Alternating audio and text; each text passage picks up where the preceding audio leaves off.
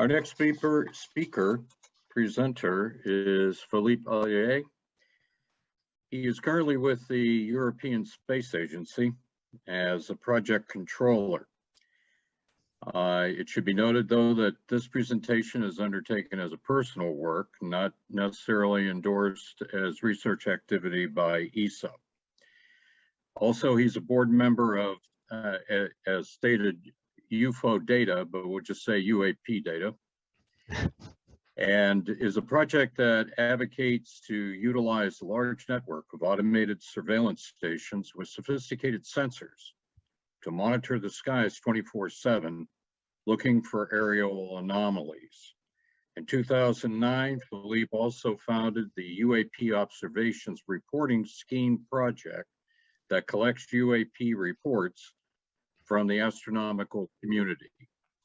And with that, Philippe, let me turn it over to you. Thank you, Ed, and good afternoon, everyone. I hope you won't have any problem to understand my French English, but I will try my best to be clear. So thanks also to the organization and to the organizer of this session. So I think as a sixth and last speaker, and as a logical follow-up of the previous interventions, I'm going to talk about some concrete approaches now, which will have for objective to better detect, study, and characterize the UAP phenomena, and hopefully we'll be able to better predict such events in the future. Next slide, please. All right. Having said that, I would like to start my presentation by providing a few points of general context. And I would like to underline the necessity of not only collecting UAP reports from trained observers like AIRCREWS, but also in acquiring instrumented data. And I think Ravi made the point very clear at the beginning. Of course, we are all very pleased to observe since a few months the favorable trends surrounding the UAP discourse, and we hope that this will facilitate in the future the reporting of sightings and encourage also a true scientific research. For sure, in order to make progress on learning more about the nature of UAP, there is the need to implement better data collection, not only in terms of enabling the reporting of serious observations, like AIRCREWS, but also in engaging in instrumented approaches to acquire UAP data. So such reports and data are absolutely necessary for the scientific community for engaging in research and learning about the physical characteristics of UAP. Overall, it's my opinion that different strategies and courses of actions need to be pursued in parallel in order to increase our chances of finding a solution to the UAP's challenge. Next, please. Concerning the aviation world and atmospheric science, you should be reminded that scientists had previously not paid sufficient attention to eyewitnesses' accounts, including airplane pilots, of some peculiar flashes or some giant flashes of light illuminating the sky above thunderstorms. And it is only at the end of '89 that some university researchers accidentally captured such natural phenomena, filming them on a low video camera. Since then, this research activity has really progressed to the point that a special instrument has been launched in 2018 to the International Space Station and is currently studying such phenomena from low orbit. The main point there is that I wish to make here is that AIRCREWS are good witnesses of unusual phenomena, and they should be really encouraged to report their UAP observations, as they could represent a new and important atmospheric phenomena like the sprites or something else. And I think the previous speaker also emphasized very well this point. Next, please. So about the UAP Task Force report, when I read it, I spotted the comments regarding the reticence to report UAP observations. This reminded me that in Europe, it was the same comment that was raised already 20 years ago within the Project Condign, which was a secret UFO study undertaken by the British government's Defense Intelligence Staff between 1997 and 2000. It was a report that was released into the public domain in 2006. This project reports mention also there was evidence that airplane crews were seeing far more than they were reporting due to the fear of ridicule or also the potential effect on company business. So like the previous speaker, my important message today is that we are facing a stigma which exists since decades in the aviation world, and that it's really time now to take concrete action for mitigating it. Obviously, the justification for encouraging UAP reports should be twofold. Firstly, maintaining or improving flight safety, and secondly, related to the part of the human intellectual curiosity which seeks to extend our knowledge, leading potentially to new scientific discoveries, like in the example of the sprites. Once this topic is taken seriously, then science can move forward. Next, please. Now, I would like to propose a first important concrete action directly connected to the promotion of safe flight. I would recommend first that access is requested to a few selected aviation databases, the ones collecting information on safety incidents or special occurrence, and to extract UAP incidents and perform a thorough analysis. This would help understanding better the UAP occurrences and guide future research. Different databases exist, and we could start by selecting a few of them, like the following ones. The FAA, which has an unmanned aircraft system database, although despite the difficulties that have been mentioned by the previous speaker. It will also be useful to add the NASA database that they maintain themselves, called the Aviation Safety Reporting System. And of course, in order to complement that by having a global perspective, we should consult existing relevant databases outside America. Canada would be a good choice via the Civil Aviation Daily Occurrence Reporting System, or CADORS. And in fact, a special request could be raised towards the private company NAV Canada for accessing the report themselves. Outside North America, the United Kingdom Civil Aviation Authority and a scheme called the Mandatory Occurrence Reporting could also be included. Also, in this UAP case, access will only be possible via a special application, justifying it by the objective of maintaining or improving aviation safety. Next, please. So it is obvious for all that just the collection of good sighting reports and examining aviation database won't be sufficient. The only way to resolve this lack of understanding about UAP phenomenon is through serious scientific study. As mentioned today by Dr. Ravi, ultimately, any new research will need to engage in collecting new data going forward. Such effort should lead to a systematic collection of credible and high-quality data. Although this is a great challenge, there is also time for exiting new possibilities nowadays, and I would like to share with you now two positive developments. First, this scientific approach is much more doable than before. This is due to the rapid evolution in information and sensor technologies in terms, for example, of availability of off-the-shelf scientific instrumentation, powerful computing, sophisticated software, and ubiquitous high-speed internet access. All of this at a lower cost than before. And secondly, because I think that we have enough technologies available that dedicated and expensive systems don't necessarily have to be built. Instead, we could rely on collecting UAP data through existing systems. So I will now, for the rest of the presentation, talk about these two approaches, which in fact demonstrate that UAP can be studied with the tools of physical science. Next. To illustrate such approach, I would like to say a few words about field instrumented missions, and I was glad that the previous speaker mentioned the Hesdalen research. Since several years, and not only in Norway, but also in Italy and France and America, various civilians, associations, and few scientists attempt to detect and analyze UAP using scientific equipment and placed in the same geographical location from where UAP sightings have been reported. The project Hesdalen, located in a small Norwegian valley, is a leading example of such effort. In fact, this project represents the longest active fieldwork as it started in 1984 and is still operational nowadays. The objective being to capture data across the electromagnetic spectrum, and therefore a wide range of equipment is deployed here, as illustrated on the slide. Despite the fact that these unexplained lights have appeared at random intervals, the project has obtained throughout the year several successes of optical and radar detections. A few examples are shown. But another point that is what we have to make clear is, in fact, the objective of this project by Norwegian scientists is to discover the physical mechanism causing the sphere of lights.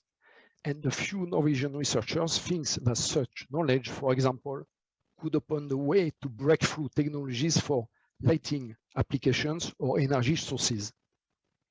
Next, please. So a second example that I wish to present is related to the US-based project called UFOData that Ed has mentioned and to which I participate. The project is not yet operational, but in fact, important progress has recently been made with the building of the UAP monitoring station appearing in the picture on the side. Such station is, of course, consisting of 3 instruments, which will be able to measure many characteristics of UAP, as displayed, including visible and non-visible light spectrum, local environment factors, and others. The station will continuously run for 24 hours a day, and data will be recorded by most instruments only when an event will be detected. And of course, afterwards, several unique artificial intelligence capabilities will be used in order to reduce the false alarms. However, compared to SLALN, the UFOData project will follow different strategies in order to increase the chances of collecting UAP data. Overall, the principle is to build a public science of UAP thanks to the deployment of a large international civilian network of automated surveillance stations that will be connected to an event data server. Next, please. As I mentioned in the introduction, I believe that different strategies are needed in parallel and that there are already existing technologies that could contribute well to the UAP research. One promising new method that I would like to present to you relates to the use of civilian Earth observation satellites and associated data.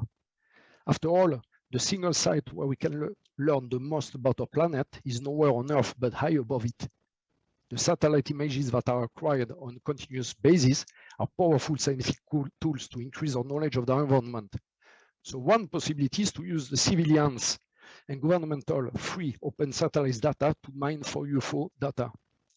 In fact, this sounds not a very good concept, especially after I read the declaration of the former intelligence director who mentioned that UAP had been picked up by satellite imagery. And also, I have read with interest the latest FAQ from NASA, who makes a reference to such strategy now.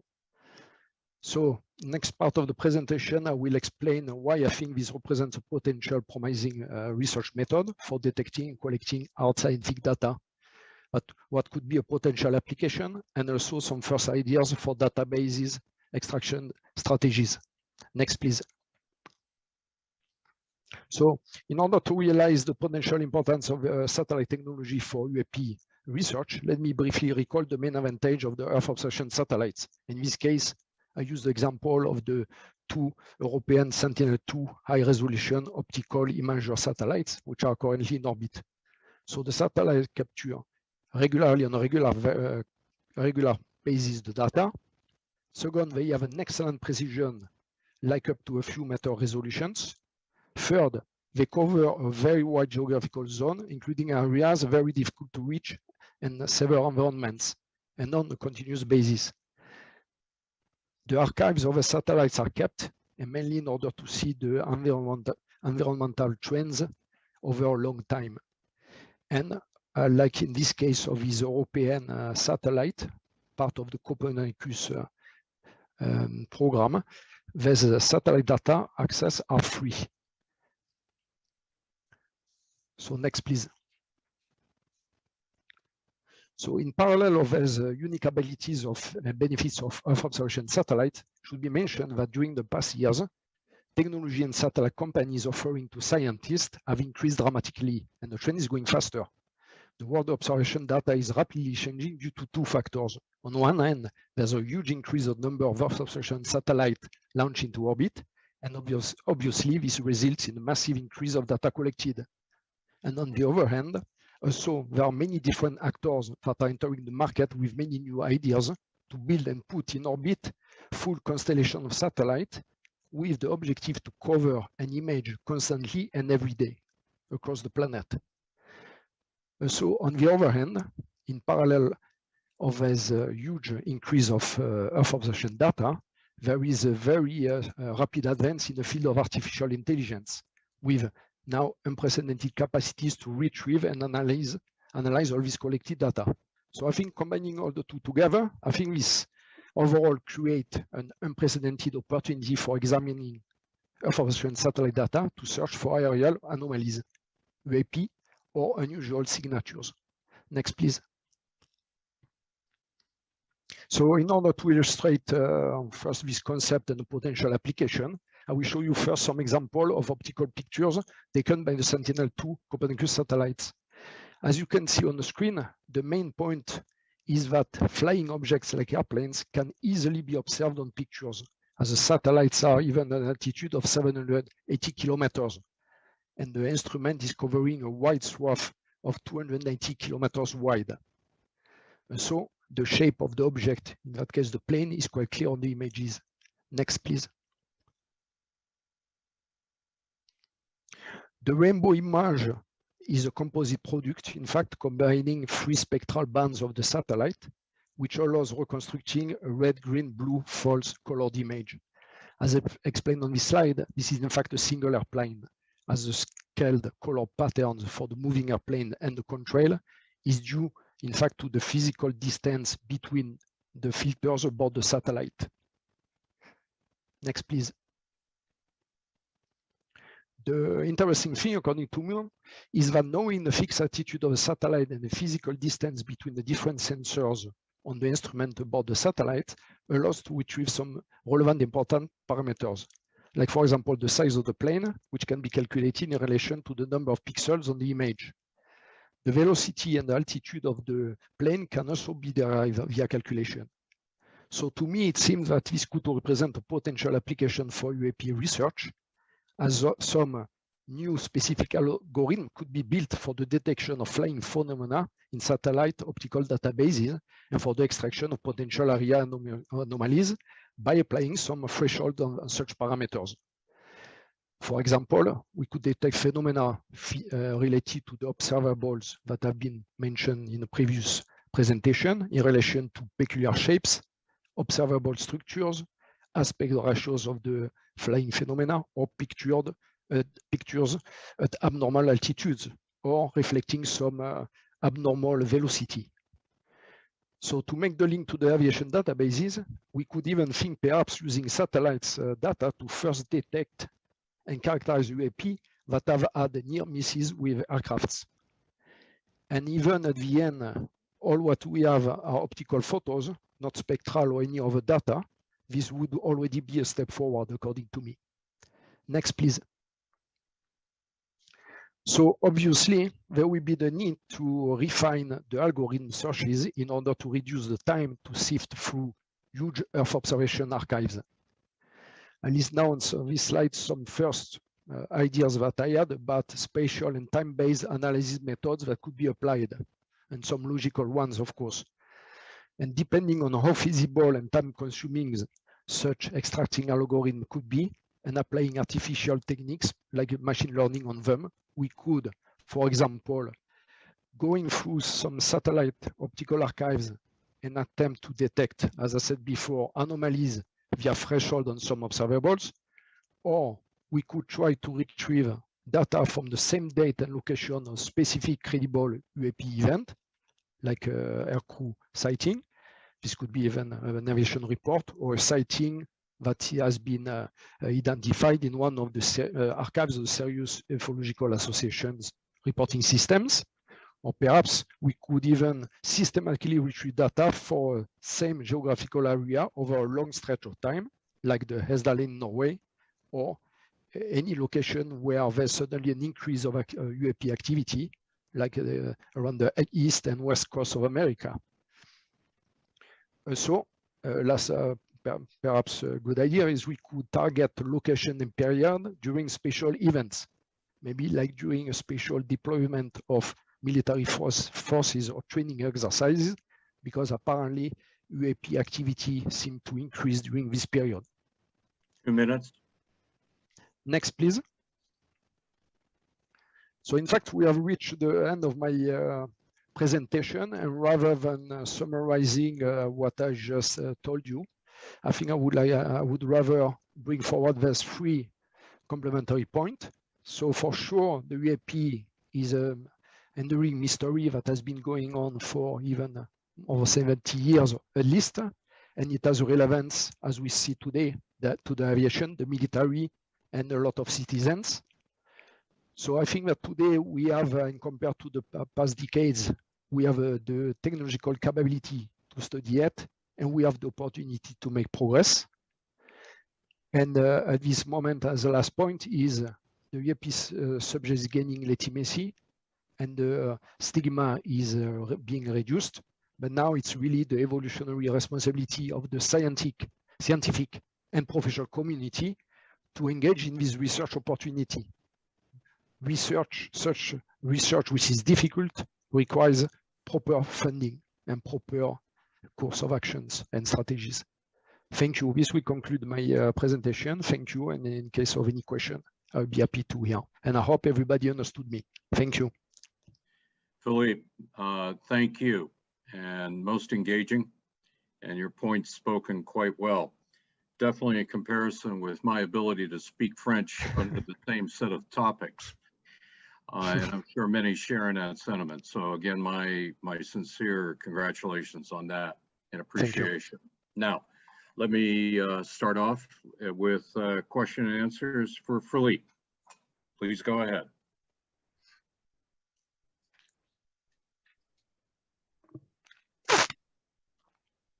Hi, Philippe. This is Christopher Plain, head science writer at the Debrief. Can you hear me okay? Very well, thank you. Great. You gave some imaging and other examples of how satellite data might be used to add, shed some light on the mystery. Is that a proposal to use satellites that are already in service and having them retasked? Or was this a proposal for satellites dedicated to this project? No, my proposal is, as I said before, is the tools already exist, and it will cost too much to develop new specific system as a starting point, I would say. So we have to take advantage of what is available, and there's the possibility to use already highly calibrated and very effective satellites instruments. So we should take advantage of them. And in that case, there are several databases that are already available for free.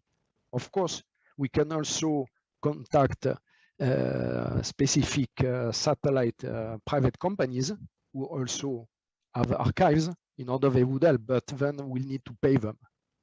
But so I don't advocate for building a satellite and launching a satellite dedicated to UAP detection. Although maybe a very small satellite could be done. So you're recommending both utilizing the databases of information that are already captured and stored Yes. from existing satellites, as well as potentially tasking them to specific events. Maybe I was not clear enough. I think we have to build up algorithms to retrieve the data from the existing satellite Databases. Existing Okay, databases.